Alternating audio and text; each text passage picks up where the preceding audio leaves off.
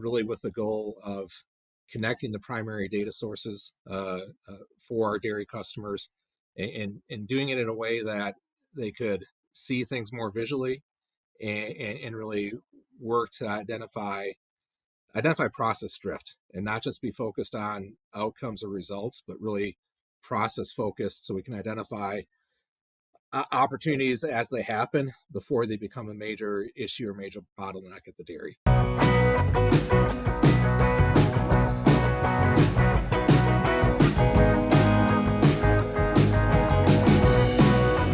Good afternoon. Mark Thomas here from Dairy Health, and welcome to the Dairy Podcast Show.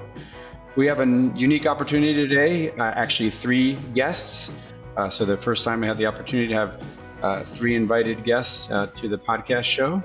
I'd like to welcome with us today Nik Steeg and Matt Sattler from Diamond V, and then Jason Anderson from Progressive Dairy Solutions.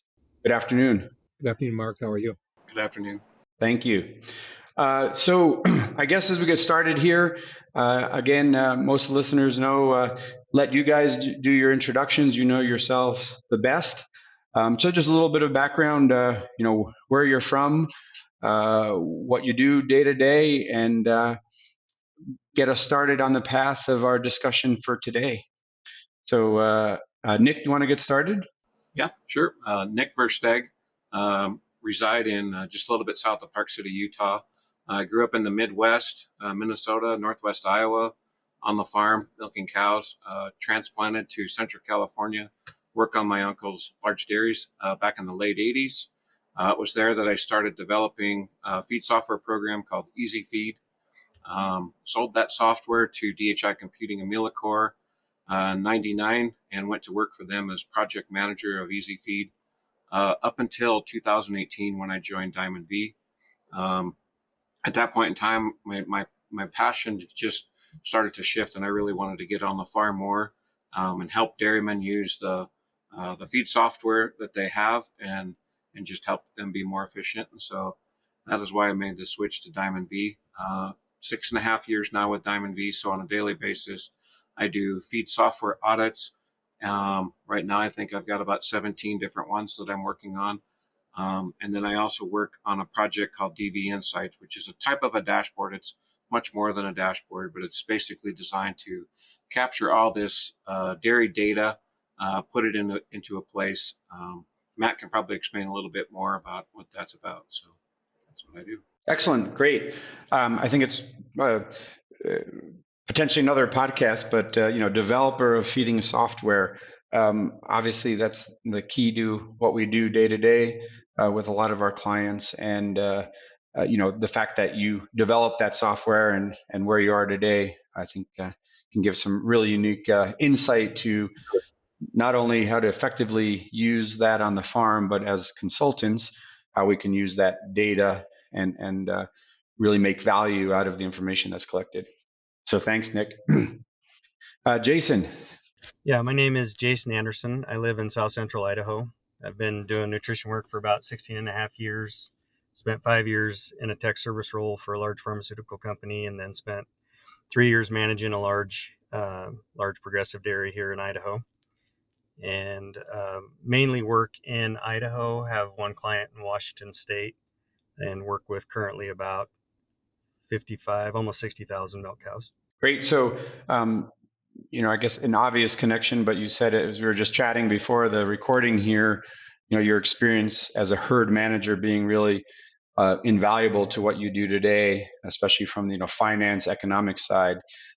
So I think as we move through this conversation, your comments there, because the bottom line is profitability for the dairies that we work with, and knowing firsthand from your herd manager, being on the farm experience.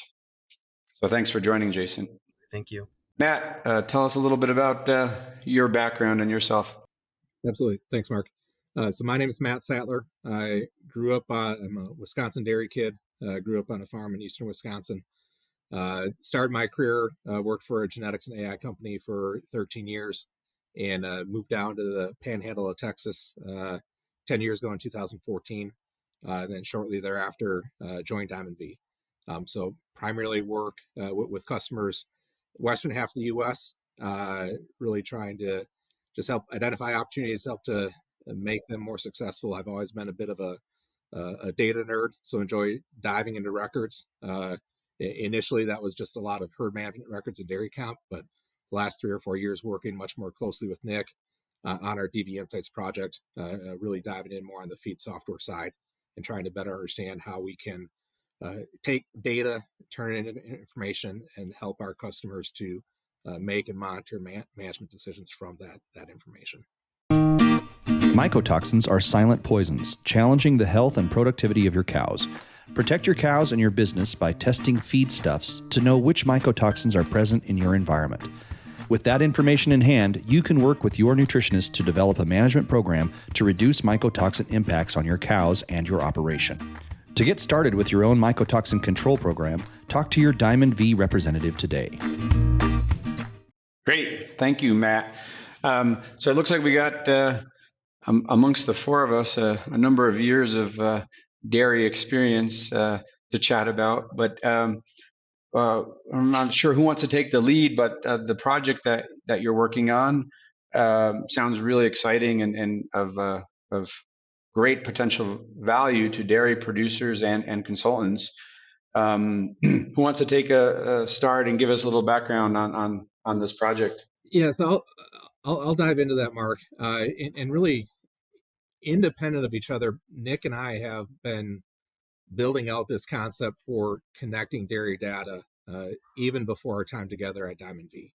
I still remember 12, 15 years ago, witnessing, the customers that I was working with at times struggle through the multiple data sources that they needed to tap into every day to just assess what was or wasn't happening at the dairy. And with my background on the herd management data and with Nik coming on board 6 years ago, we really started to dive in to this project called DV Insights, and really with the goal of connecting the primary data sources for our dairy customers, and doing it in a way that they could see things more visually, and really work to identify process drift and not just be focused on outcomes or results, but really process focused, so we can identify opportunities as they happen before they become a major issue or major bottleneck at the dairy. And really just trying to visualize that data, share it in an efficient manner, that we can get it out to the team at the dairy that they can make decisions from, and really support communication and communication of goals and performance to those goals, from the site manager down to the manager to the feeding team. A lot of the initial focus that we've been really focused on the last 2-3 years is on the feed management side and connecting the feed management data to the processor data.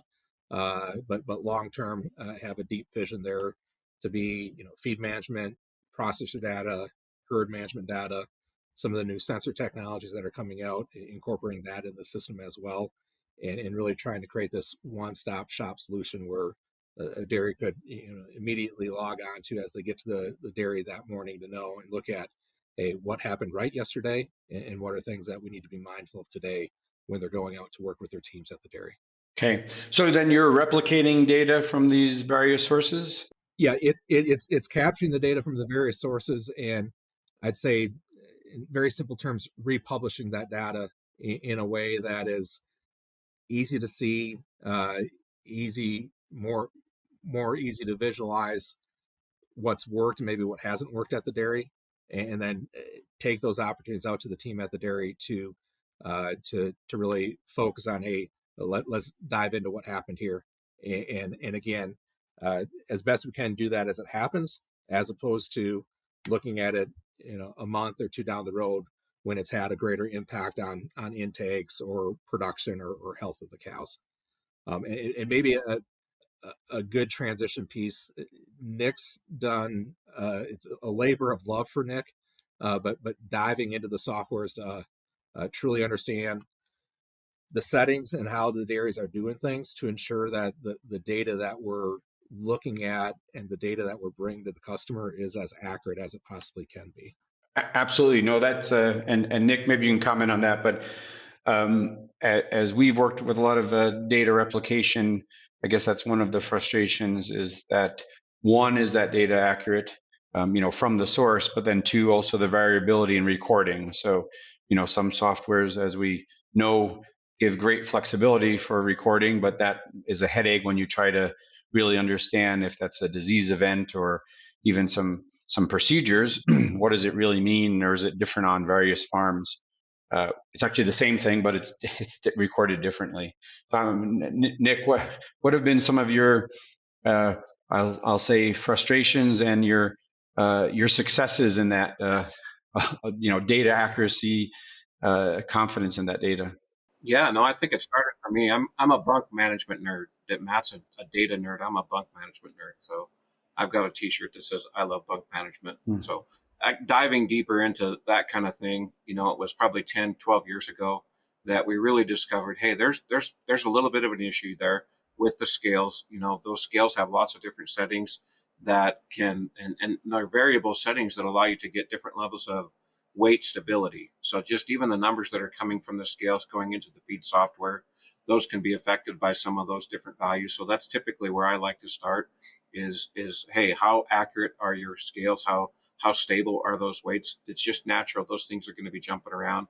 It's kind of resetting the expectation for what is it that we want from the scales and what is it that we want from our feed software. So dialing it in there, that's typically where I like to start. And then we kind of like to move into fixing the mix, if you will, making sure that ration that Jason's formulated, has a real opportunity to get mixed into the mixer, and then diving really deep into bunk management. So I think a good example of what we've done with DV Insights is first feeding time. Um, on a daily basis, I live with a lot of guilt just being the creator of Easy Feed because I'm responsible for a lot of data overload in the world. And so, one of our focuses with the DV Insights project is not just throwing numbers out there like averages. We like to look at first feeding time, trying to get those cows fed the same time every day. But we like to look at, okay, well, what's on time versus what's late versus very late. And so we have rearranged a lot of those kind of things into graphics that help us see that on a daily basis. Um, hey, here's a typical pattern. We've got a week, and it seems like every week, like on a Saturday and a Sunday, those first feeding times go to heck. And so being able to identify that quickly. So those are some of the things that we look at there. Thanks, Nick. Jason, on the boots on the ground, nutritionist, working with this system and with your clients, give us some of the insight of where it's really provided value. I would imagine you're working with the feeders, error reporting, what have you. Great opportunity to really show them in a graphical way some of these reports and hopefully get some movement, some successes out of that. Yeah, no, it's been fantastic.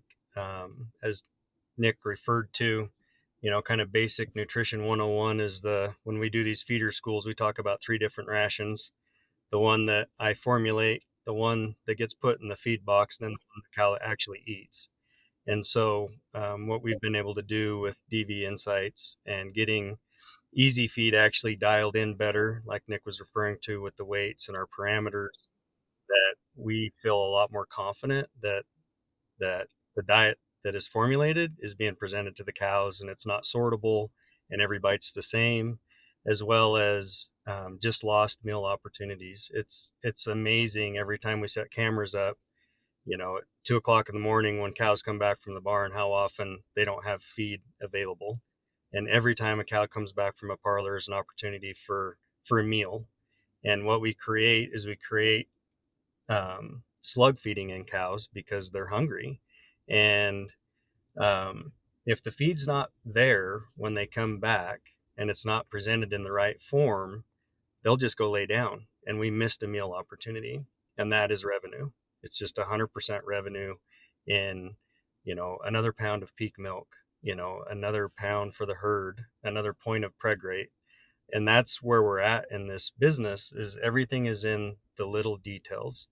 When Nick came out with this program in the late 90s, I was still laminating load sheets and taking them out to guys, and we had no idea of the accuracy. And most of the time when I sat around the corner, it was a scoop of this, a scoop of that, 2 scoops of this. The accuracy of of what the cows were eating from day to day was so variable. And what we've been able to uncover with DV Insights is we've been able to set KPIs or key performance indicators and targets and goals for people to move toward, and the educational piece that comes with that, with the Diamond V team, especially my guy here in Idaho, is feeder schools, educational pieces, why it's important, why it's critical, and then make sure that they have equipment that is good, reliable equipment, that things are functioning correctly, and they move forward. And we're hitting targets we didn't believe were even possible. If you would have told me 2 years ago that our deviations could be 30 pounds or less, I would have argued with you that it wasn't possible, or we would have been really late feeding cows. But through this educational piece, we've been able to increase our accuracies, increase, our first feeding time. That feed is actually being delivered at the same time every day. When we look at what a Holstein wants, they want to be bored to tears. They want the same thing every single day, right? I mean, and you see it. If they're 15 minutes late getting a pen into the barn, they're all at the gate.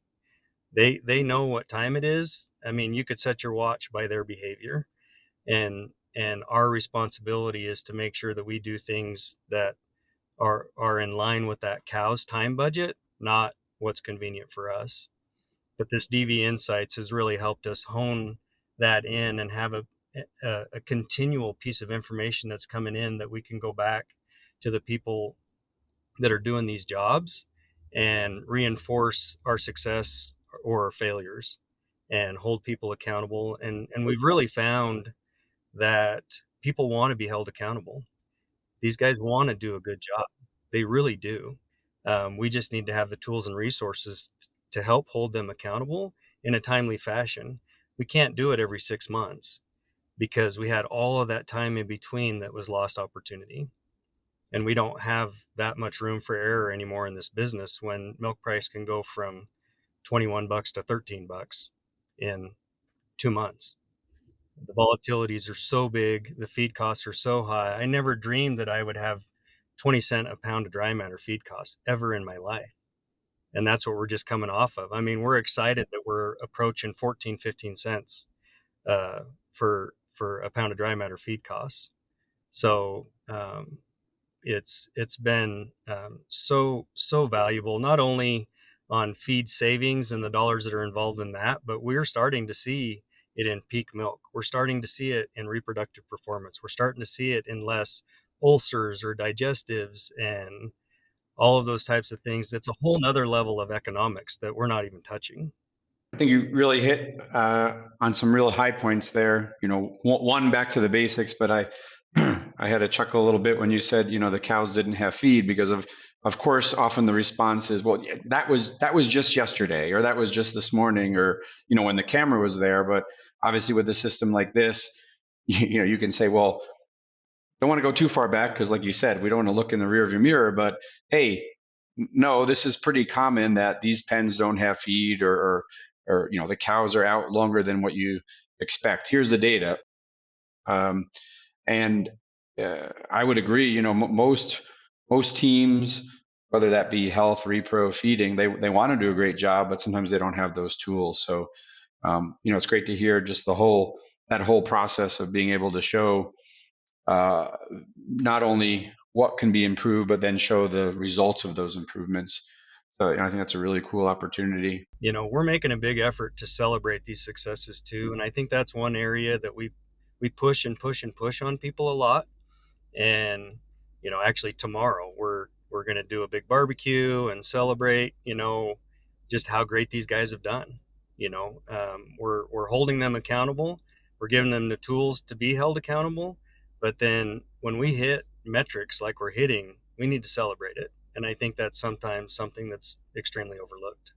Great to hear that. No, actually, we've done a lot of that too. Here in Mexico, we'll do a carne asada or a discada with the team, and they really appreciate that. And Yeah, I don't know if that's the motivation. I think it's just doing a good job, but a little bit of recognition because, as you said, feeder schools, training schools, how many times when you first start those, everybody kind of shows up, oh no, what's wrong? What's happened? And no, nothing. This is education. This is let's meet and let's discuss. And once you get into that routine, usually the teams realize this isn't retribution. This is continuing education. This is opportunity to meet and talk about stuff. So, great to hear some of those initiatives, and not only on the science and data side, but kind of the soft side, like you said, that we often forget about. I think it's opportunities for them to grow as well. I mean, I grew up feeding cows, and when I grew up feeding cows, I didn't know all the things, that we're teaching all of the feeders nowadays. And so I look back and I imagine, how would that have been different for me if I'd have had the education, the understanding that the feeders are being presented with nowadays. That's like, I would have loved that job and tried even harder. So I love hearing that. So waiting for my invitation to the barbecue. Great. Well, no, that's a great point, Nick, because I always say, you know, teaching the whys are really important, right? And in any procedure, and I usually use the milking parlor as an example. If you just tell someone to do something because that's how you should do it, I think it's less likely to get done. As if you don't do this, these are the consequences, or doing this, here are the beneficial consequences. Oh, well, gee, I'll do that because that makes sense. They're going to eat more and make more milk. Wow, that's easy to do, as opposed to, no, this is your job, do it. So I love the, not just the what, but the why of why we do things. What's been really exciting for me, guys, it's to see the progression at the dairies, and from guys that I think were just doing their job to now we're sharing the what of what, hey, this is what needs to get done, the why, and a lot of times the how. And you see that, you watch that progression over time, and you've got feeders that are coming to the managers at the dairy at the end of every month asking, hey, how did I do this past month? With something just as simple as first feeding time or deviations. I've got a few examples of dairies that have already been really, really strong on deviations, like sub 20 pounds as fed average per month. And they're having conversations, hey, how can we continue to dial that down and get even better? With the whole concept, hey, we want to be as accurate as we can, but we also need the efficiency there as well, as Jason referenced. Hey, we can get down to an 8-pound deviation, but that means it takes us 5 more hours a day to feed the cows. That's not what we want. Yeah. We want to be accurate and efficient. And to see the teams at the dairies really take and engage owners' mindset to the job that they're doing today, it's just been a really profound change that we've been able to witness at several dairies. So Matt, what is the vision of Diamond V for this project? It sounds like at this point in time, it's a smaller, I don't want to say pilot, or you tell me, but is this now then making it more available over time and the ability to replicate at a greater scale? Or Yeah, absolutely. We're still early stage. That I would say we still are in pilot form, and appreciate uh, guys like Jason that are out in the field helping us get feedback, collect feedback on, hey, this is really, really good, but could we modify this reporting a little bit to make it more impactful with our guys? As we went through a planning session earlier this year, uh, really committed to doubling down on feed and really anchoring those opportunities with DV Insights on feed management information. But then long term, pulling in more of the herd management data, some of the other sensor data that's out there, and really working on building out the tool that it can be as much of a one-stop shop as we possibly can. But again, the core concept and how we want to look at that data is process driven. So we don't necessarily, feed management data, we're not just concerned about intake or milk production. We want to go to the level of consistency in first feeding times, consistency in bunk adjustments, consistency in deviations. When we get to the herd management data, it's going to be so much more than just, conception rates, preg rates, health incidents. It's are we doing a good job with protocol compliance? Are we getting all the repro sync shots in on time, the right time each and every day? Are we drying cows off as per protocol? Are we getting cows to the close-up pen when they need to get to the close-up pen? And really trying to be that company that can dive deeper and understand the impact there and provide that feedback to the customers when we have that process drift, and identify when it happens so we can address it before it becomes a major bottleneck for the dairy. Great. No, those are all again, Jason, you said back to basics, but right. I mean, when we troubleshoot really anything on the farm, whether it be milk quality or calf issues, what have you, there's plenty of solutions you could potentially buy of additives and things that can help. But, we all know it's really getting just back to, are they feeding the calves enough? Are they actually doing what they're supposed to do? Dry off procedure, what have you. Most of these failures are not some new disease or something extravagant. It's just, did we do what we're supposed to do consistently every day? And then you generally have success, right? Right. Yep. So, Nik, as you work in the field now as a developer of Easy Feed, what are some of the points you can give the listeners here? The best way to capture value out of your feeding software. In general, it's a fairly small market, although there's some newer products out there recently. They all have different bells and whistles, what have you. Some are more user friendly than others. Not naming any specific programs, but I think Easy Feed is certainly one of the leaders. Your baby from the past, but what are some of the take-home points for our listeners of the best way to get value? You said you're responsible for creating lots of data, and we all know on pretty much every dairy daily there's lots of data generated, and most of that either doesn't get looked at or gets looked at incorrectly. And I'll stay from the standpoint over interpretation, right? We see some change that's really within the norm, or there's just not enough cow numbers or days, or there's just not enough data there to be confident in that change. So I guess, again, boots on the ground, the take home point, some of the key take homes from feeding software of getting that value. Yeah, that's complicated. But even from experience with DV Insights, I think when we first started out, we put up lots of averages, and I don't like averages. Averages lie a lot. I mean, you have to start with something, but I think that's what I like so much about DV Insights is the way that we're able to visually show what's really going on. Going back to the processes, like with first feeding time, we're looking at what percentage of the animals, what percentage of the pens in a single day are getting on time versus late versus very late. We do the same thing with deviations. When you're just looking at a single average, it's hard. I think tying those numbers to realistic goals. So what's expected, what's kind of a middle range, what's very poor. I think that's helpful. So yeah, I don't like averages. First feeding time is a really big one. We all know cows are creatures of consistency. When we started to dive into some very large data sets on how important is it to get that load delivered, some of the data sets looking at 150,000 cows, we're seeing that it's impacting them. When you're more than 20 minutes late a day, we're seeing that it's impacting their production a half a pound for 3 days before it gets back to normal. And so we continue to dive a little bit deeper in that.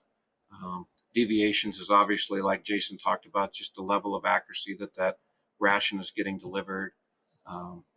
There's lots of things. Make sure, I guess I would encourage people to engage with someone that really understands dairy management and also understands the capabilities of the software. That's really what we strive to do on a daily basis. So it's not just providing a tool like DV Insights that can show this work, but also the expertise in the feed software and the management expertise that can kind of put those both together and then kind of walk you through step by step. It's a process. There's steps that get built before you can move to the next step. But it's powerful what's available in feed software once you fully have it engaged. Nik and I talk about it quite a bit, be it herd management programs, Mark, or feed management programs, I venture to guess that, dairies, our customers, are probably only tapping maybe 10 to 15% of what's possible with a lot of those programs. So as I've witnessed Nick do the work that he can do and dive in, I'd ask our customers to do the same. Dive in, ask questions, try to figure out what the software are capable of, because there's so much more that we can get out of the systems. And then it's just a matter of understanding, hey, what are those important KPIs that can have near-term impact? Anchor those values with your team and communicate them. And when we have, when we have first feeding time dialed in the way we need to, continue to monitor that. But let's step into the next platform of opportunity within the feeding team where we can have impact, be it deviations or bunk calls and consistency of bunk calls. But for me, it's dive in and get to learn and better understand what the systems are truly capable of doing. Yeah, and then linking that, to the economics. And Jason, you said again, you're going back to that again. Your herd management experience, but a half a pound a day for 3 days. Any owner or manager that should really bring something. Wow, we just lost that. And how did we lose that? We lost it just by we didn't get feed delivered on 20 minutes late. A lot of people might think, oh, what's 20 minutes? No big deal, right? And I think that's a great opportunity to show the metrics, but then what's that impact to the cow, and then what's the financial impact of that, and then how many times a year does that event maybe happen? You just lost a lot of money in that apparently not so important event. I think we really got a great insight here of the the tool that you're all developing and working on, and Jason, the practical application of that, right? A lot of times we have some new product or new tool or software or technology, and you maybe struggle to see, gee, that sounds cool, but how am I going to actually use it? And I think what's really interesting and a great benefit is, you're in the field, you're using it, you have that experience, and been able to share that today. You brought up something, Mark. It's the economics behind here. People talk about all these things you can bring to the table with an additive of this or a scoop of this or a dash of that, right? And really, at the end of the day, there's multiple areas of the dairy, feed being one of the most important ones, that takes effort, not money. You can put in a good pile of corn silage and it costs you the same amount financially to put it there. But if you put the effort into managing how that feed goes in, that helps my diets perform at a high level. I can't beat forage quality on paper. I can't formulate around that. We have, when I came out of college in the late 90s, corn silage pits were 25% shrink, and I don't even know if that was enough. Yeah. And now we're running 7%, 6.5% shrink on corn silage. Digestibility is out of this world. And in Idaho, everybody said, well, that's just New York corn silage. You can't feed that much corn silage. Well, we start managing it. Haylage piles at 1.5 to 2% shrink on asphalt, and it's amazing feed. And guys, even managing their silage inventories, it's millions of dollars to these guys, and they don't deliver that silage harvest into the computer the correct way. And they can actually have true accurate numbers. And we know within a day when this pile is going to be out when we manage it right. And if you put all these inputs into this software and deliver the feed correctly, pull in your milk weights, put in your milk check. There's a financial report that's a monthly summary that you can hand to your accountant. Like, it's amazing. It does all the work for you and shows you what your feed inventory is, how many milk cows you had. But DV Insights has been a game changer for my clients, and the relationship that Diamond V has brought to my clients, and the partnership that I feel like we've developed, where it feels like they're another major part of the dairy, a major trusted advisor that has really helped us show the owners where they can really take things to. But it doesn't cost money, it just takes effort. And that's what we need to do is a lot of times just double down effort, and you'll really see some success. No, I think those are some really relevant comments for a company like Diamond V, because obviously we all know, Diamond V is selling some of those supplements and additives, but no one's going to realize the value of those if these other things aren't in order, correct? So if the cows don't have feed, you can put all the Nutritech in the ration you want, or XPC or whatever other product, and it doesn't really matter. And I think that holds true, a company selling vaccines with really poor management, the vaccine has no value. So I always look to supporting those companies that not only do the research on the products, but then have the support that, our product's not going to work if all the basics aren't done. Don't use our product. Get these fixed, and then maybe we have some opportunity to bring in some products that can show value, but you're not going to realize that value with all the management issues that potentially exist. So that's a great comment, Jason. It's time for our famous three. Asepsis, an ounce of prevention. Asepsis LLC is a Wisconsin-based animal wellness company focused on the development of state-of-the-art animal hygiene technologies. Our company's mission is to apply innovative hygiene solutions into animal agricultural and veterinary applications, improving the wellness of the animals with a focus on sustainability. We accomplish this through the continued enhancement of our chlorine dioxide-based technologies within a wide range of agricultural hygiene applications, from facility and animal hygiene to water treatment. So as we wrap up here, our listeners are well aware of the three dairy podcast questions. Given we have three guests, why don't we divide those amongst each individual instead of three replies from each, in the interest of time. So I'm not sure who wants to take the lead, but maybe Jason, you because you're working day to day. Well, you're all working with producers, but maybe a bit more day to day with the producer. But and you were that producer also. But what sets aside the progressive leading dairy producer, who I'll say is going to have longevity in the marketplace? They're going to be the dairy farmer that 10, 15, 20 years from now, either them or their family are carrying on that tradition. What I see the difference between success or failure in the field for me is in details and doubling down effort, right? They've taken on strategies of managing the business. I've seen amazing cow people go out of business because they didn't manage the business side of the business. They just wanted to be in the cows. And it has to be a combination of those things. But it's in the details. If you have stalls, they have to be full and they have to be rototilled so cows lay down. Water troughs have to be clean. Cows need to be milked on time. They need to be fed on time. They need to be fed an accurate diet. When it comes to the sync program, as Matt alluded to, the right shot to the right cow on the right day with the right needle and the right dose every time. We don't ever miss a cow, period, end. That you have that. And it doesn't take more hours a day. It just takes concentrated effort. And we see the benefit and the economics come in play to where people can actually be profitable in agriculture, which is really hard to be. It's very difficult. Great. No, and again, I think, right, get back to the basics. Make sure this gets done to that cow or to this group of cows.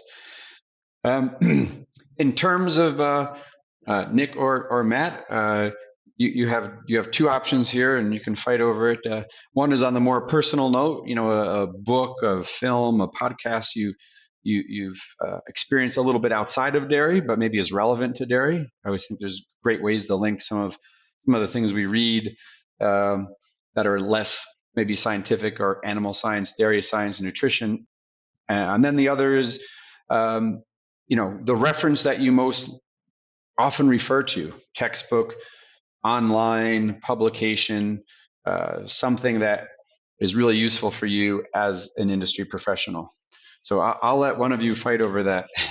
I'll take the first one, Mark, and at the risk of creating a bad impression for me, I go back to a book I read probably 12, 13 years ago called Getting Naked by Lenciani. Okay.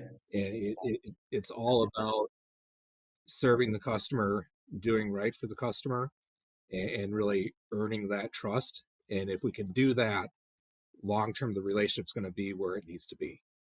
So that's what I think about every day when I get out of bed every morning. It's, hey, what can I do today that's going to have an impact and make a difference, for my customers and their team at the dairy. And long term, I know if we can do that, and if we can accomplish that, it's going to be good long term for our business, for the company that I represent.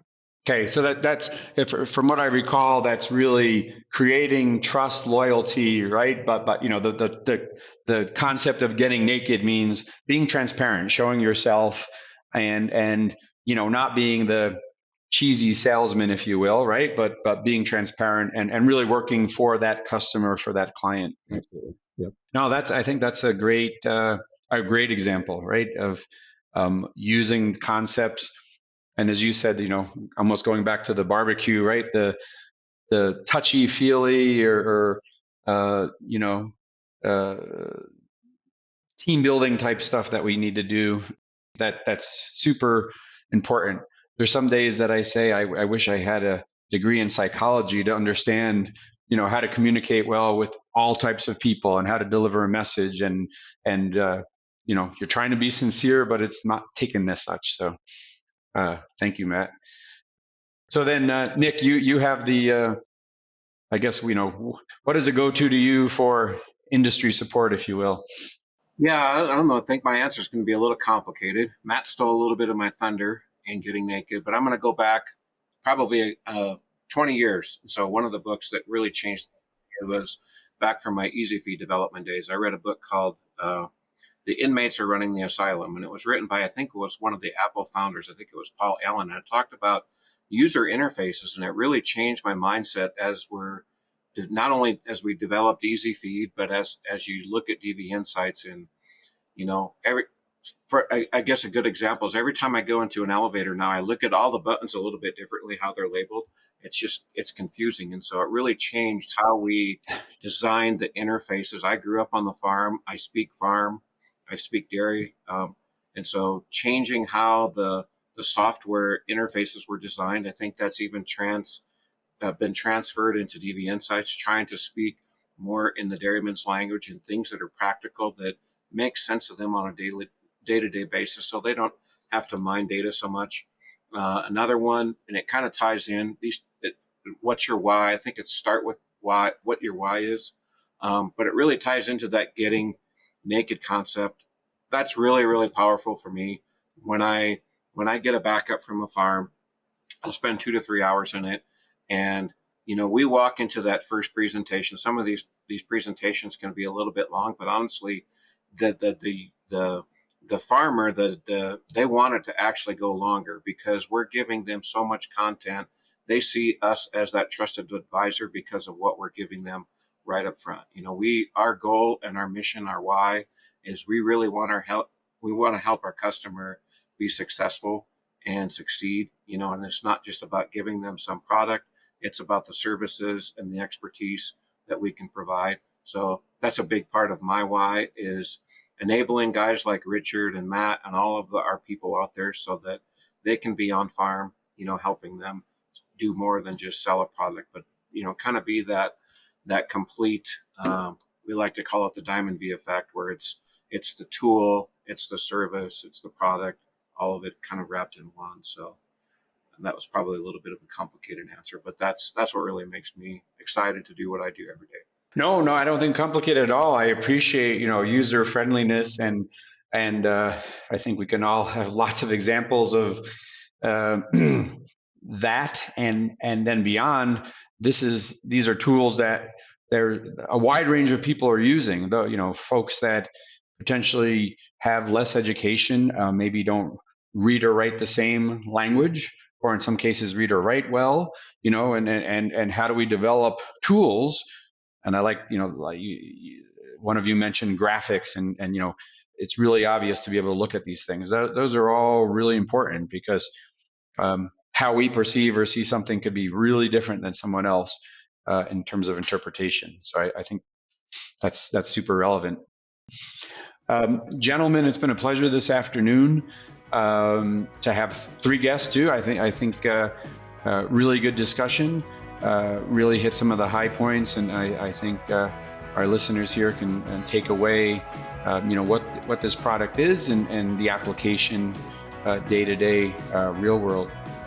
So I'd like to thank all of you. Thanks to the Dairy Podcast Show, and we look forward to up and coming podcasts. So you gentlemen have a great afternoon. Thank you. Thanks, everybody. Thank you, Mark.